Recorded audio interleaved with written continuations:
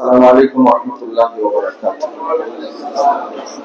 আলহামদুলিল্লাহ ওয়াস সালাতু ওয়াস সালামু আলা রাসূলিল্লাহ আম্মা বা'দ। সম্মানিত মুসল্লিবৃন্দ, এই সামনের ছেলেটা একটা প্রশ্ন করছে,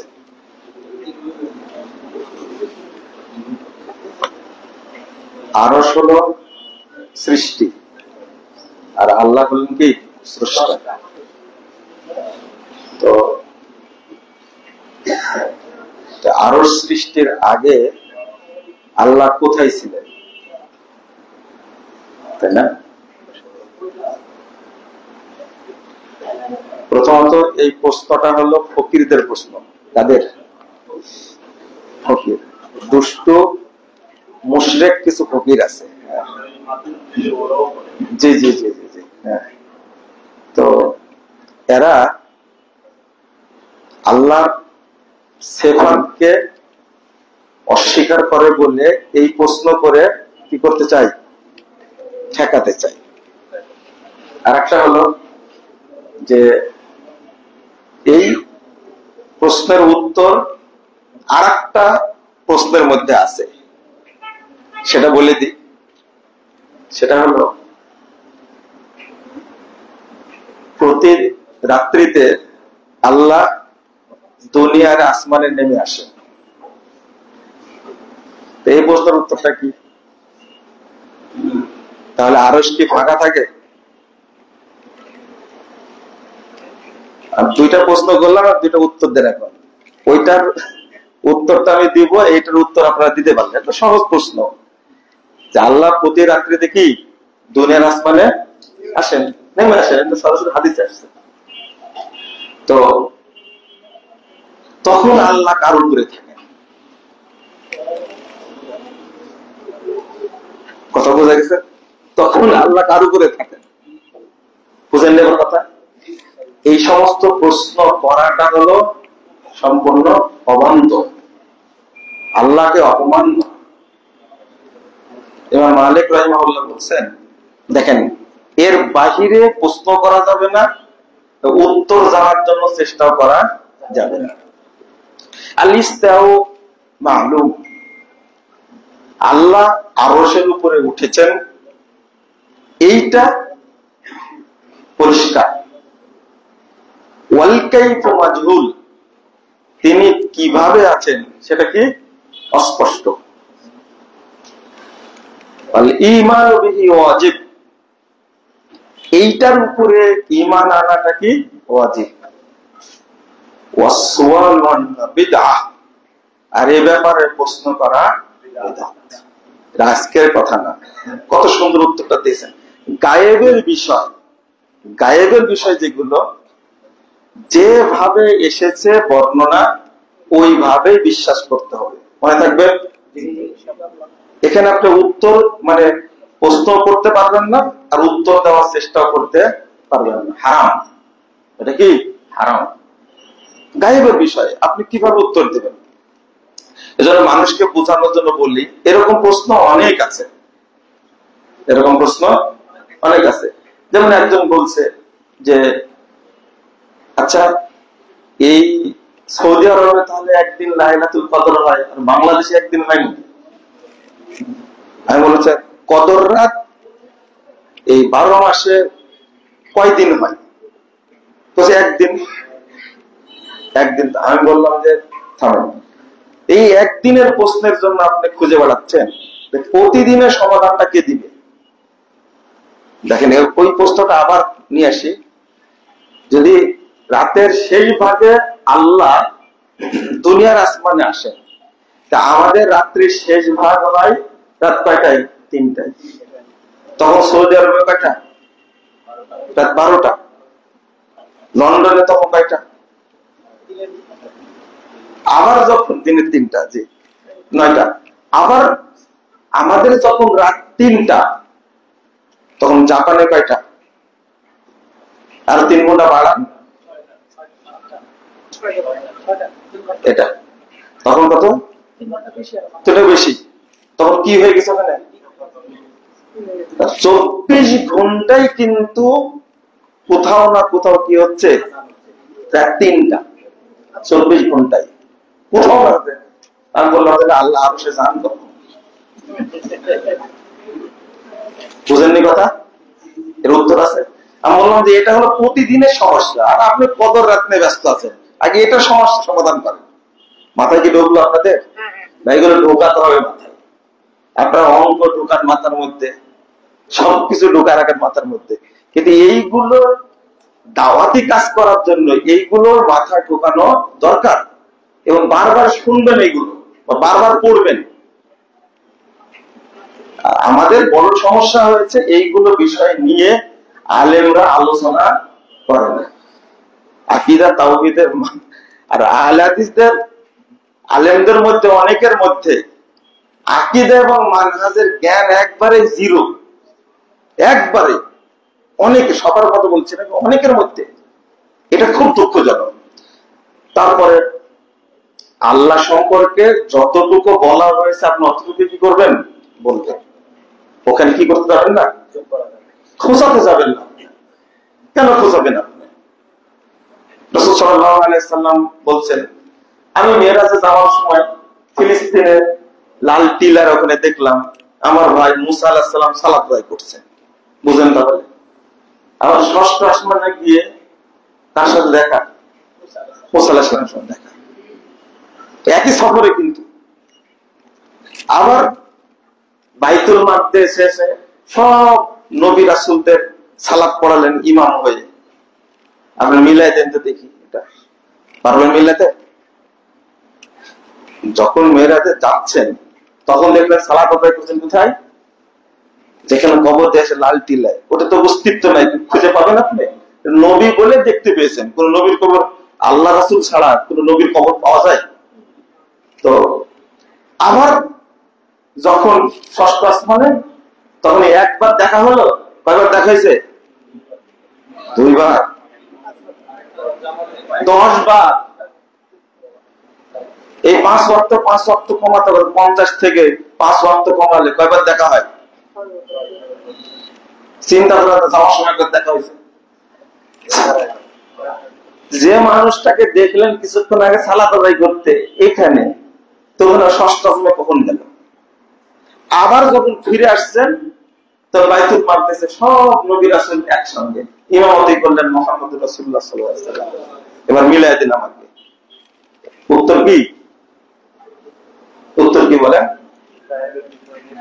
গায়েবের বিষয় আল্লাহ যেভাবে আসছে ওইভাবেই বিশ্বাস করতে। আচ্ছা, এটা আল্লাহর কাছে কোনো ব্যাপার? এই নিয়ে খোঁজাখুঁজি করবেন কেন? আপনি নিজেরটাই বুঝতে পারেন না। শুধু প্রতিষ্ঠানের বেতন হতে দান করা হয়, আবার প্রত্যেক হালাল সম্পদ থেকেও দান করি। আল্লাহ কি আমাদের দান কবুল করবেন না? হারাম ইনকাম ছাড়ার চেষ্টায় আছি। আগে হারাম ছাড়েন, তারপরে আল্লাহর কাছে দোয়া করেন আল্লাহ কবুল করুন। কারণ হারাম সম্পদ খেলে দোয়া আল্লাহ কবুল করেন না, শর্ত ছাড়া আগে। আর মিশ্রিত দান করা যাবে না, হালালটা দান করবেন। আর এখন আপনারা যে বিপদে পড়েছেন, বাংলাদেশটা কেন ভালো হচ্ছে না, আমরা একটা কথা বলতাম, 20 বছর আগেও বলতাম, তরুণ সমাজ যেভাবে আগাচ্ছে এক সময় ইসলামের বিষয়টা তারা বুঝবে। 20 বছর 22 বছর তো হয়ে গেল এই কথা বলতে বলতে, কিন্তু এরা 20 বছরে অনেকে তো বিসিএস ক্যাডার আছে, তাই না? ভালো ভালো জায়গায় এরা চাকরি করে, বিসিএস ক্যাডার যারা। কিন্তু এরা যে বিসিএস এর কোশ্চিন কিনে পরীক্ষা দিয়েছে, এদের চাকরি কি হালাল, রুজি কি হালাল? বুঝেন নি মনে কথাটা? এই সমস্ত অসৎ, এই সমস্ত হারামখোর যত ভালো জায়গায় থাক না কেন, এদের দ্বারা দেশের কোনো উপকার হবে মনে করেন আপনি? কোনদিন না। বিসিএস এর হাড়িতে কুত্তায় মুখ দিছে 16 বছর যাবত নাকি না 21 বছর যাবত বিসিএস এর প্রশ্ন বিক্রি করে খায়া কোটি কোটি টাকার মালিক হয়েছে। সে তার সম্পদই পেয়েছে, মানে গচ্ছিত টাকাই পেয়েছে 20 কোটি টাকা, শত শত বিঘা সম্পদের মালিক। যে বেতনের কথা বলছেন তা তো সুদী প্রতিষ্ঠান আপনি স্বীকার করেছেন, হ্যাঁ, কিন্তু যারা অরিজিনাল চাকরি করে তাদের যে দশা, তাদের যে অবস্থা, আমি রেগে গিয়ে খুব বলেছিলাম যে 21 বছর যাবৎ বিসিএস এর প্রশ্ন বিক্রি করে খাচ্ছে, আর গোয়েন্দা বাহিনী যেগুলো আছে এরা বসে বসে আঙ্গুল চুষছে। বুঝেননি কথা? গোয়েন্দা বাহিনী কি করেছে, একটা টেলিভিশনের, প্রাইভেট টেলিভিশনের সাংবাদিক বের করেছে।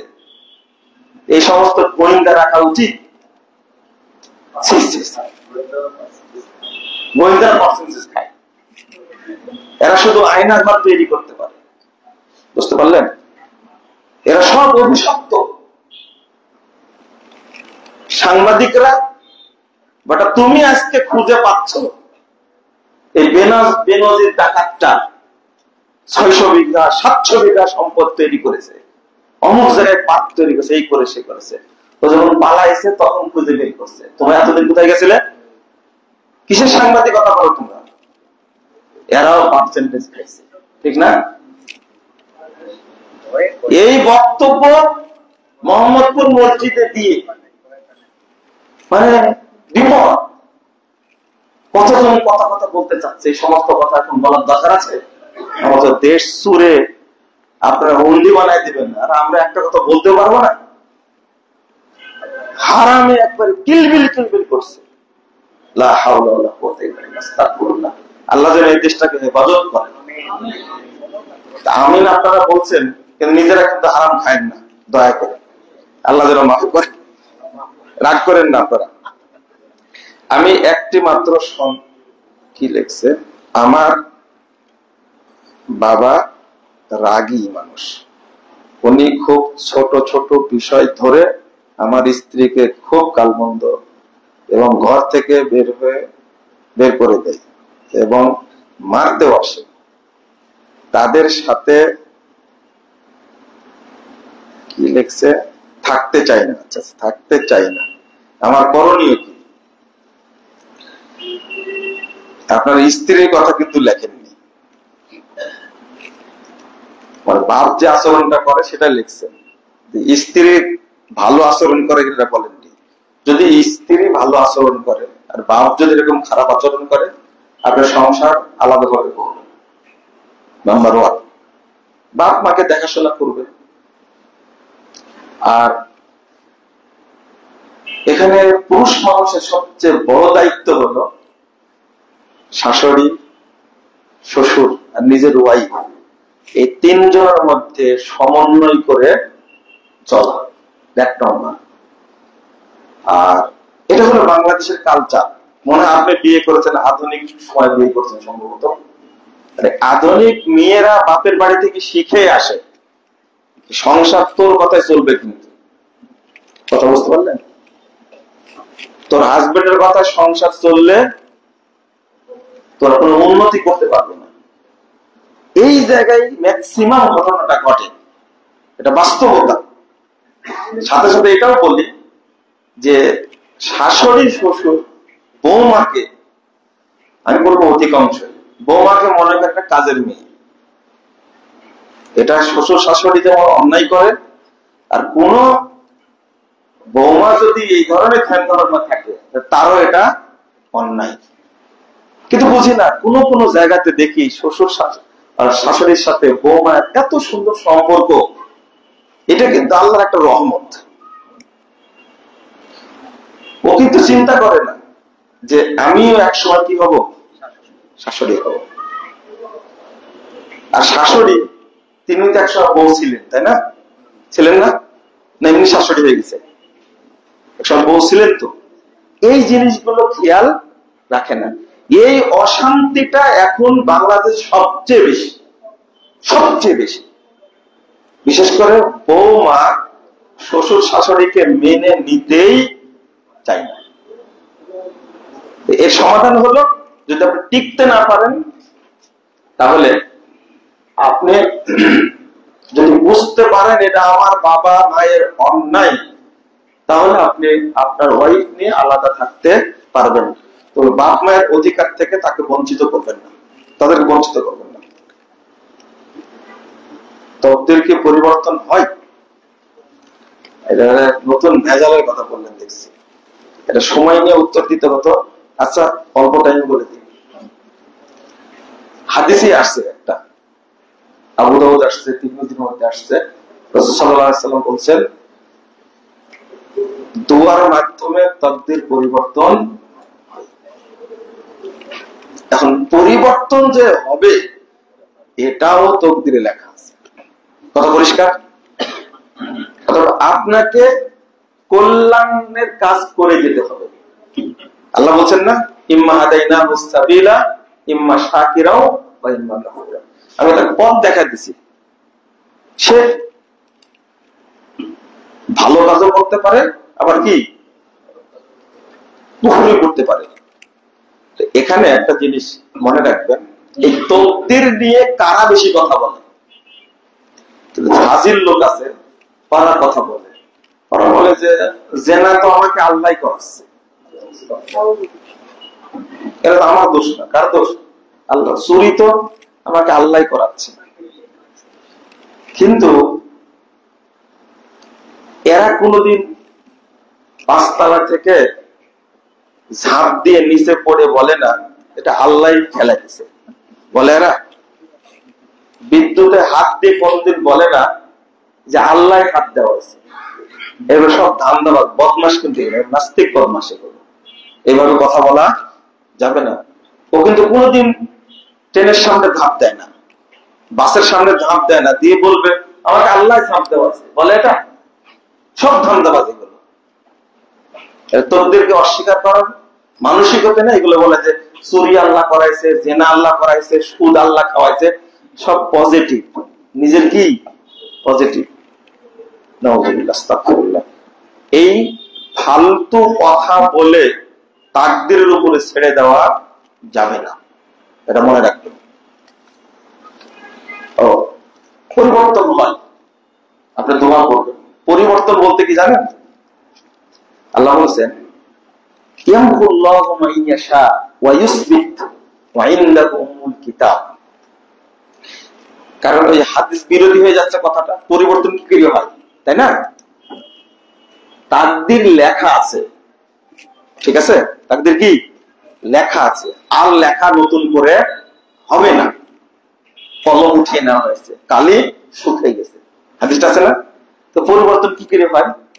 পরিবর্তন আল্লাহ বলছেন ইয়ামহুল্লাহু মা ইয়াশা, ওই তাকদীর থেকে মুছে দেন আল্লাহ। কি করেন? মুছে দেন। ও ইসবিত, অথবা রেখে দেন। বোঝা গেছে? ওয়া ইনদাহু উম্মুল কিতাব, আর তাকদীরের কিতাবটা কার কাছে আছে? আল্লাহর কাছে আছে। তো বোঝা যাচ্ছে, মনে করেন আপনি একটা ক্ষতি থেকে কি করছেন? দোয়া করছেন। দোয়া আপনারা জানেন, ওয়াকিনি শাররামা ওয়াজাইতা। কোথায় বললেন এটা? বেতের নামাজে, ওয়াকিনি শাররামা ওয়াজাইতা। আমার জন্য যেটা আপনি ফায়সালা করে রেখেছেন খারাপ, অকল্যাণ, সেখান থেকে আমাকে হেফাজত করেন। ফায়সালা করে রাখছে, হেফাজত করেন কি করে? ওটা কি করে দিয়ে বলেন? মুছে। কি করে দে? মুছে দে, ডিলিট করে দে। আল্লাহ কি করেন? আল্লাহ আপনাকে হেফাজত করেন। বুঝলেন কি? শাররামা কযাইতা, আপনি তাকদীরের সিদ্ধান্ত রেখেছেন, তার থেকে আমাকে কি করেন? হেফাজত করেন, আমাকে রক্ষা করেন। তখন আল্লাহ কি করে দেন? ইয়ামহুল্লাহ, আল্লাহকে কি করে দেন? মুছে দেন। আপনি দোয়া করেন, কখন দোয়া করেন ঠিকই, কিন্তু মর্ম বুঝেন না। বুদ্ধের উপর চাটেন, কিন্তু ভিতরে যে মধু আছে কোনো স্বাদ পাননি। শুধু মুখস্থ ছাড়েন না, অর্থ বুঝে পড়তে হবে। তারপরে আপনার আর একটা দোয়া বলতেছে না, ওয়াউযু বিকা মিন শাররি মা সানাতু। এটা কোন দোয়া? সাইয়্যিদুল ইসতিগফার। মাশাআল্লাহ। এই দোয়াগুলোর মধ্যে আছে যে আল্লাহ যেটা সিদ্ধান্ত দিয়ে রাখছেন ওইটা পরিবর্তনের জন্য আল্লাহর কাছে কি চান? আপনি নিজেই চান। আপনি কি নিজেই চান? আশা করি বুঝতে পারছেন। কোন আলেম সম্পর্কে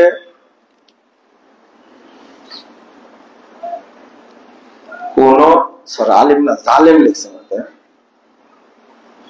ভালো করে লিখবেন না কেন? সরানোর জন্য অনেক মারা যাচ্ছেন, তাদের কি শহীদ বলা হচ্ছে? ইসলাম কি বলে? ইসলামে তাদের বিচারের ব্যাপারে কি বলে? লাগালেন তো ব্যাস। শহীদের সংজ্ঞা কি? শহীদের সংজ্ঞা কি বলে? শহীদ তাকে বলে আল্লাহর দ্বীনকে সুউচ্চ করার জন্য যারা আল্লাহ রাস্তায় শহীদ হয় তারা কি? তাদেরকে শহীদ বলা হয়। তেমন অনেক হিন্দু তো মারা গেছে, এরাও শহীদ, তাই না? আপনারা লেখেন তো শহীদ অমর, শহীদ অমর। এতই সহজ আপনাদের কাছে শহীদ বলাটা, এতই সহজ আপনাদের কাছে বলা। আমরা মুসলিম ব্যক্তি যদি এই শাহাদাতের রাস্তায় মারা যদি না যায়, অন্যর কাছে যদি মারা যায়, সেটা আমরা আল্লাহর উপরে ছেড়ে দিই। আল্লাহ রাব্বুল আলামিন যে ফয়সালা করবেন সেটাই। কথা বোঝা গেছে? যেমন আলী রাদিয়াল্লাহু আনহু এবং মুআবিয়া রাদিয়াল্লাহু আনহু দুজনের মধ্যে কি ছিল?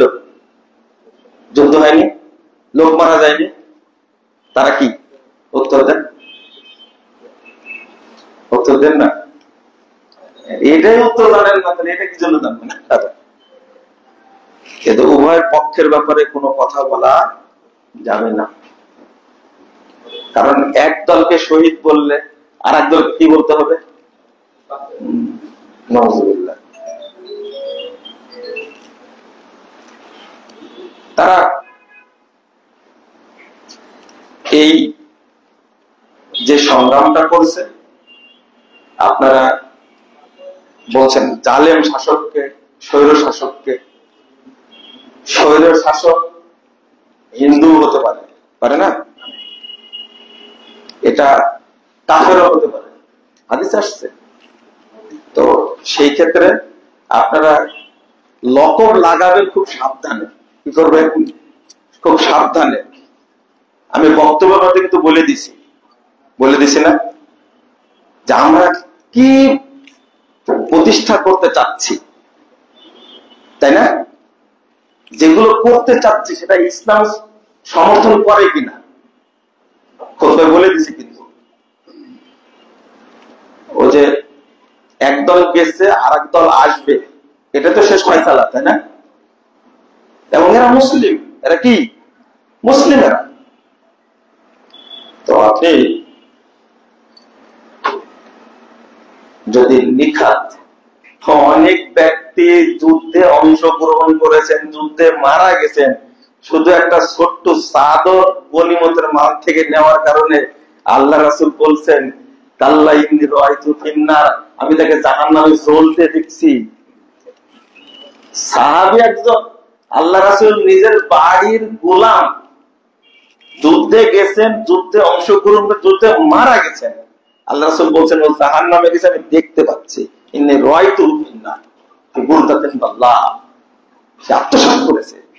তাকে সাহাবীরা শহীদ বললেন, দওয়াত দিলেন, আর আপনি এখন সবাইকে শহীদ মেরে দিচ্ছেন। আল্লাহ যেন আমাদের বুঝার তৌফিক দান করেন। তবে যারা মুসলিম মারা গেছে, আমরা তাদের জন্য দোয়া করব, আল্লাহ রাব্বুল আলামিন যেন তাদের ক্ষমা করেন, আল্লাহ যেন তাদেরকে কবুল করেন। অনেকে দেখেছি করেন কিন্তু ওই চেতনা থেকে গেছে যে আমি তো ঠিক মতো আমার ধর্ম পালন করতে পারি না, আমি ইসলাম নিয়ে কোনো কথা বললে আমার সাথে অত্যাচার করা হয়, এই তো অনেকগুলো ইস্যু চলে আসছে। ওই চেতনা থেকে গেছে এবং তার যদি ঈমান থাকে, আমরা আশা করতে পারি আল্লাহ ওই মর্যাদা ওকে দেয় যদি নারাজ দিয়ে থাকে না। জি অবশ্যই, ওইটাই তো বললাম যে আল্লাহ যেন কবুল করে। আসলে মূল উদ্দেশ্যটা দেখতে হবে। বাংলাদেশে অনেক ইসলামী দল আছে না? আছে না? তারাও তো জীবন দিচ্ছে, তাদেরকে আমার শহীদ বলে দিচ্ছে। আমি এদের কথা বলছি না, ইসলামী দলের কথা বলছি। এটা খেয়াল, এখানে একটা খেয়াল করেন, এটা খেয়াল করেন একটু বিষয়। সেটা হলো, প্রথম হলো দ্বন্দ্ব হলো আকীদা। কিসের? আকীদা। একজন ব্যক্তি জিহাদ করতে গেছে, কিন্তু তার আকীদা হলো মাজার পূজারী আকীদা, কবর পূজারী আকীদা, পীর পূজারী আকীদা, এবং সে মনে করে আল্লাহ সর্বত্র বিরাজমান। এই আকীদা আগে না জিহাদ আগে? আকীদা আগে। তো এইটা তো আগে দরকার। এই জন্য নবী রাসূলের কর্মসূচি আগে কি ছিল? তাওহীদের, আকীদার দাওয়াত আগে। তাকে আপনি ফায়সালা দিতে যাবেন কেন? আমরা ফায়সালা দিতে যাই পরে। কোথায়? পরে। যেমন একটা জিনিস বুঝবেন আপনারা, ছেলে এবং মেয়ে দুইজনের বিয়ে হয়েছে, কোর্ট ম্যারেজ। কি? কোর্ট ম্যারেজ হয়েছে। এখন কোর্ট ম্যারেজ করার পরে 1 বছর বা 10 মাস 6 মাস সংসার করার পরে তালাক হয়ে গেছে। কি হয়ে গেছে? তালাক দিয়ে দিছে। এখন প্রশ্ন করছে যে আমি তো তালাক দিয়ে দিছি, ফায়সালা কি হবে? তবে আমরা কিন্তু কোর্ট ম্যারেজ করেছিলাম। তা আপনি ফতোয়া দিচ্ছেন কোর্ট ম্যারেজ হলে বিয়ে বাতিল। বিয়েই যে মতো বাতিল, তালাকের তো প্রশ্ন আসে না।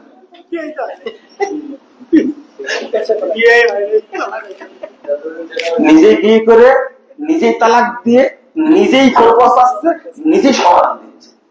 বুঝলেন কথা? তো ওর ফতোয়া ঠিক আছে না? বিয়েই তো হয়নি, তালাক কিসের? বুঝলেন পুরো কথাটা? হ্যাঁ, ঠিক আছে কথাটা?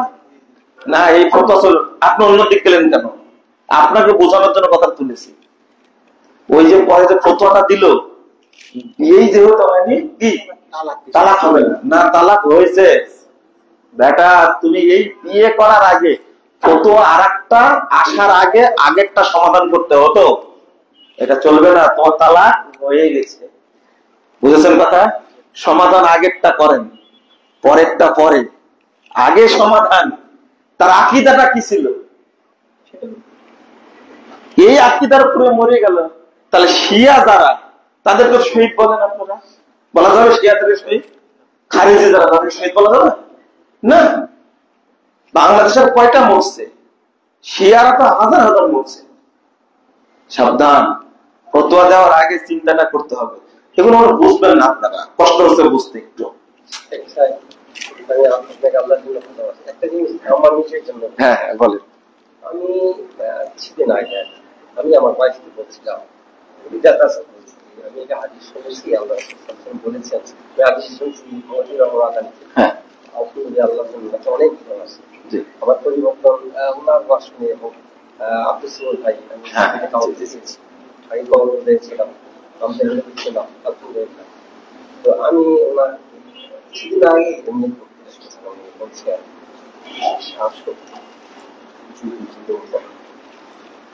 এবং তোমার চাকরি, তোমার অধিকার এসে বঞ্চিত করো এবং তোমার অধিকার অন্যকে দিয়ে দেয়।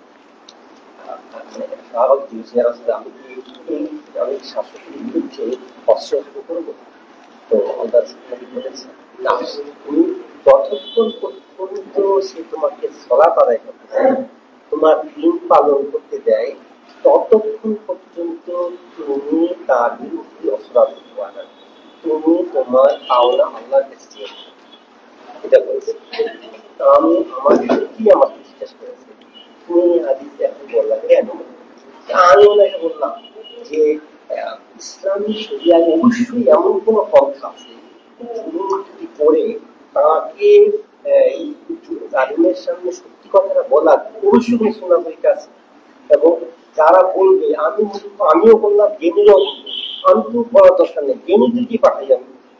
আমি হত্যাবাবদ করবো না, আমি রাস্তাঘাট প্রতিরোধ করবো না, জ্ঞানীরা যাবে, যারা তার সামনে সত্য কথা বলতে পারে। আমি যাবো, আমার শব্দ ছিল আমি নারী পুরুষের ক্ষেত্রে তার সামনে আমি হইচই করবো না, গালিগালাজ করবো না, জ্ঞানীরা যাবে। আমি বুঝতে পারছি। আমি আমার এই যে আমার সবাই আমাকে নানান ভাবে। না, শোনেন শোনেন, আমি বলি। ওনার প্রশ্ন হলো যে জালেম শাসকের বিরুদ্ধে বিদ্রোহ করা যাবে কিনা। যেটা করলাম সে ধরে নিলাম হইলো একটা প্রশ্নটা আম প্রশ্ন রাখিয়ে আম ভাবে বলি আর কি। এখানে প্রথমত মুসলিম শাসক, যে শাসকের কাছে আপনি আনুগত্যের বায়াত করেছেন, ভালো করে বুঝেন। প্রথমত কি মুসলিম শাসক, এবং যে শাসককে আপনি আপনার আনুগত্য তার কাছে সুপর্দ করে তাকে শাসক হিসেবে কি করেছেন, মেনে নিয়েছেন। এই শাসক যদি হয় তাহলে আপনি আনুগত্য করবেন। আপনি ব্যাক করেছেন আমাদের বাইরে না না, এই মেয়ে মানুষকে আপনি খলিফা মানেন? উত্তর দেন তাড়াতাড়ি। মানেন না? ইসলামে কোন মেয়ে মানুষ শাসক হতে পারে? কত প্রশ্ন আসবে, আমরা তার কাছে বায়াত কি করি না, করিনি। সে নিজে মুসলিম বলে কি করে, দাবি করে। তো হাদিসের কথা, যে হাদিসে যে শাসকের কথা বলা হয়েছে আর বর্তমান শাসকের সাথে মিল আছে বলেন? আগে এই জিনিসটা জানতে হবে আমাকে, শুরুতে আগে এই জিনিসটা জানতে হবে। দ্বিতীয় বিষয় হলো যে দুইটা ধারা, একটা হলো যে মুসলিম খলিফা যদি হন, মুসলিম শাসক যদি হন, একজন প্রাণ যাবে এইরকম কোন কাজ করা যাবে না। এই জ্ঞানটা প্রজারও আছে, আবার তার শাসকেরও আছে। এই জ্ঞানটাকে আমাদের প্রজার আছে, শাসকের আছে? আজকে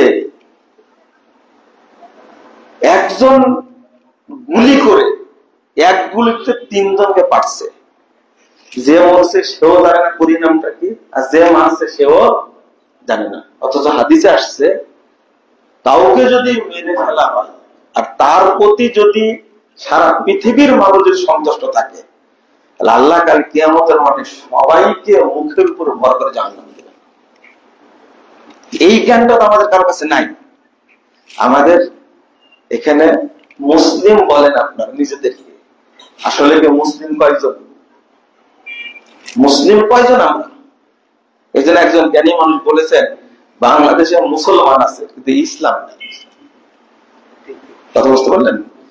তো ওই মুসলিম খলিফার সাথে আপনি এইভাবে এটাকে তুলনা করবেন প্রথমত।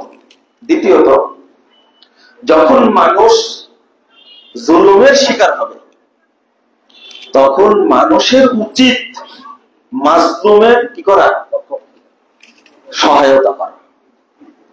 আর যদি শাসক কুফার হয়, কাফের হয়, আর যদি সামর্থ্য থাকে মানুষের যে আমরা এই শাসক করতে পারবো, পরিবর্তন করতে পারবো, তাহলে গণবিপ্লব, যেটা আমি এই কথা খুবই বুঝাইছি, মানে এই যে আসছে যেটা, এটা সিলেকশনের মাধ্যমে আসছে, তাই না? তো ইসলাম এই সিলেকশন ব্যবস্থাটাকে কি করে, অনুমোদন দেয়। সিলেকশন ব্যবস্থাটা কি করে অনুমোদন দেয়? সব দিকে একটা বিশ্ববিদ্যালয়ে কতটা ডিপার্টমেন্ট থাকে, সেখানে বিসি কি ভোটে হয় না সিলেকশন, সিলেকশনের মাধ্যমে হয়। একটা থানা একটা ওসির আন্ডারে থাকে, টিওর আন্ডারে থাকে, এটা কি সিলেকশন বা ইলেকশন? সিলেকশন। ইসলাম এই সিলেকশনটাকে কি করে, অনুমোদন করে। এই দৃশ্যটা আমি তুলে ধরলাম। যদি একটা থানাতে কয়টা দল আছে? একটা ওসির পক্ষ আর বিপক্ষ আছে কি না? ওই গণতান্ত্রিক দলাদলের কারণে কি 2 ভাগ। কিন্তু যদি এখন বাংলাদেশ যেটা হয়েছে, এই সিলেকশন একটা গভর্নমেন্ট আসলো, এরা বলেন তো কোন দলীয় হলো? দলীয় না। এরা যদি 5 বছর শাসন করে, এদের গতিতে এদের চোখটা সবার প্রতি একরকম থাকবে, আলাদা আলাদা থাকবে? এই সিলেকশনটা ইসলাম পছন্দ করে, কিন্তু আপনারা তো সেটা পছন্দ করেন, মারামারি না করলে ঠিক থাকতে পারেন না। অতএব ওই ওই হাদিসে যেটা বলা হয়েছে সেটা হলো, এটা হলো সিলেকশন গভর্নমেন্ট, নট ইলেকশন। আপনাদের গভর্নমেন্ট কি এটা? এই দলীয় সাথে ওটার মিল চলবে না। আর শেষ কথা হলো, গণতন্ত্রটা কুফরি তন্ত্র, এর সাথে কখনো মিলানো যাবে না। আলহামদুলিল্লাহ ১৬ বছর ধরে জানি যে গণতন্ত্র রাজনীতি। আলহামদুলিল্লাহ। পীরদের বায়াত এবং আন্দোলনের বায়াতের মধ্যে পার্থক্য। পীরদের বায়াত কি লিখছেন? আন্দোলন না আমাদের আন্দোলন? আচ্ছা, তাহলে ঠিকই পড়েছি আমি। এই দুই বায়াতের মধ্যে কোনো পার্থক্য নাই, এই দুইটাই বেদাত, চলবে না। বায়াত করতে হবে মুসলিম শাসকের কাছে, মুসলিম খলিফার কাছে বায়াত হবে। এটা অনেক বক্তব্য বলেছি, আগেও বলেছি, আপনারা এই বেদাতি বায়াত করবেন না। যারা বায়াত করাচ্ছে তাদের সাথে এটা নিয়ে অনেক দিন থেকে ঝগড়া কথাবার্তা হয়। আলেমরা মোটামুটি সবাই একমত, বায়াত করা যাবে না। কিন্তু একজন আলেমের উপরে ভর করে তো আর একটা শরীয়তে বিধান চলে না। একজন বুঝছেন যে বায়াত করতে হবে, তাই বায়াতের পক্ষে বলছেন, বায়াত নিচ্ছেন। এখানে আমার আপনার কি করার আছে? করার একটাই, আমরা এই বায়াত করব না। কিন্তু তাকে শুনবেন আপনারা? শুনবেন না। আমার যারা ভক্ত তারা আমার কথাই মানবে, এটা হলো বাংলাদেশ ট্রেডিশন। ওইটা যদি জাল হয়, মিথ্যা হয়, খারাপ হয়, ওইটাই মানবে। কারণ মুজাফফর বলেছে, আমার প্রতি তার কি অন্ধ ভক্তি, সেই ভক্তি যাকে বলে। এই ভক্তির কারণে একজন মাসালা দিচ্ছে, 7 ভাগে কুরবানি করার কোন বিধান শরীয়তে নেই, যত শক্ত করে বলছেন। তো আপনারা তার ভক্ত মনে করেন, ওটাই মানছেন। কিন্তু হাজারো আলেম সালাফরা বুঝেছেন 7 ভাগে কুরবানি করা কি যাবে, জায়েজ। কিন্তু এই হাজারো আলেমের আপনার কাছে 5 পয়সা দাম আছে? কোন দাম নেই আপনার কাছে। ওই দাম একটাই, ভক্তি যেখানে অন্ধ, দলিল সেখানে দলিলের 5 পয়সা দাম নাই। জাযাকুমুল্লাহ খাইরান, বারাকাল্লাহু ফিকুম। শেষ করি, আরেকটা বেদে দিয়েছে, সুবহানাকাল্লাহু ওয়া বিহামদিকা আশহাদু আল্লা ইলাহা ইল্লা আনতা আস্তাগফিরুকা ওয়া আতুবু ইলাইকা। আসসালামু আলাইকুম ওয়া রাহমাতুল্লাহ। আমাদের একটু সতর্ক হচ্ছে